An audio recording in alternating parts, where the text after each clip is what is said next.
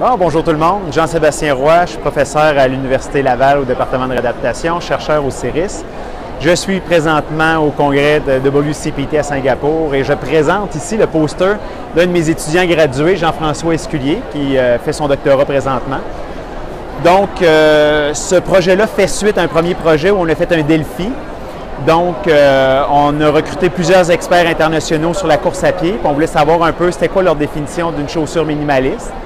Puis on voulait aussi développer une échelle pour quantifier le degré de minimalisme d'un soulier.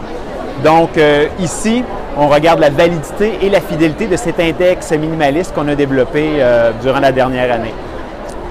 Donc, les résultats de notre Delphi, on avait 5 éléments à évaluer pour l'échelle minimaliste.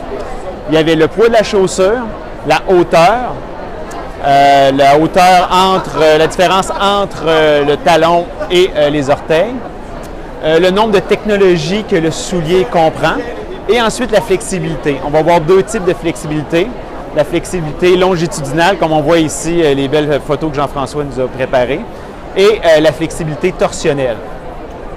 Donc là, nous autres, on a recruté des experts cliniciens de Québec et je crois qu'il y en avait aussi dans la région de Montréal. Donc, on leur a fait passer l'index minimaliste sur une série de souliers. Donc, on avait 5 boîtes de souliers. Il y avait 5 souliers dans chacune des boîtes. Puis, on a randomisé d'un expert à un autre pour qu'il évalue les souliers. Donc, les cliniciens devaient, premièrement, juste eux coter comme ils pensaient du soulier le plus minimaliste au moins minimaliste. Et ensuite, ils utilisaient l'index minimaliste pour évaluer le soulier.